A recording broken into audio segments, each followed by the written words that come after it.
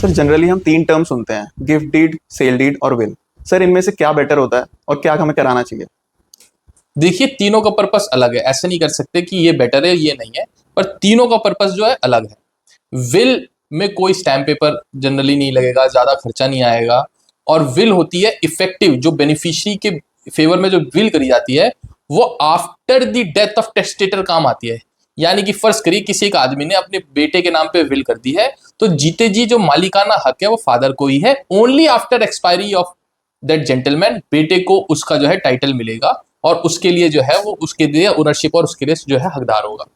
ऐसे ही sale deed, sale deed क्या है कि मान लीजिए मेरी प्रॉपर्टी है, मैं किसी को एग्जांपल लीजिए बेचना चाहता हूं, तो उसके एवज में मैं एक पैसा लूंगा, वैलिड सेल कंसिडरेशन लूंगा, तो वो सेल डीड के लिए जाएगी। यानी कि इसमें दो पार्टी है, बायर सेलर। सेलर अपनी प्रॉपर्टी बेच रहा है जिसके एवज में कंसिडरेशन यानी कुछ पैसा ले रहा है, और उसी के इक्वलेंट और सर्कल रेट के इक्वलेंट उसने जो है रजिस्ट्री कराई उसकी, और सेल डीड कहलाई, और जो है वो टाइटल ट्रांसफर हो गया।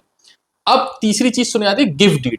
गिफ्ट डीड भी सेम सेल डीड का ही प्रोसेस है, इसमें भी एक सेलर होता है एक बायर होता है, बट इसमें जो है कोई वैलिड कंसिडरेशन नहीं होता, यानी पैसे का लेन देन नहीं होता है। और जनरली देखा गया है कि ये क्लोज रिलेटिव से, जैसे फादर अपने सन को कर दे, मदर अपने बेटे को कर दे, यानी क्लोज रिलेटिव के बीच में ही जनरली ये देखा जाता है। वैसे आप गिफ्ट प्रॉपर्टी और किसी को भी कर सकते हो, उसकी सर्टेन कंडीशंस होती है, पर मोटा मोटी रिलेटिव्स के बीच में ही जो है रखा जाता है। अब एक चीज इसमें ध्यान रखिए कि गिफ्ट डीड अगर आप कर रहे हैं तो उसमें कई स्टेट में कंडीशंस वेरी ही करता है कि आप क्या स्टैम्प पेपर भरेंगे। जैसे एग्जांपल, क्या स्टैम्प ड्यूटी पे करेंगे। जैसे एग्जांपल लीजिए, नोएडा में या यूपी में केवल 5,000 रुपए का ही स्टैम्प पेपर है, कितनी की प्रॉपर्टी वो आप कर सकते हैं।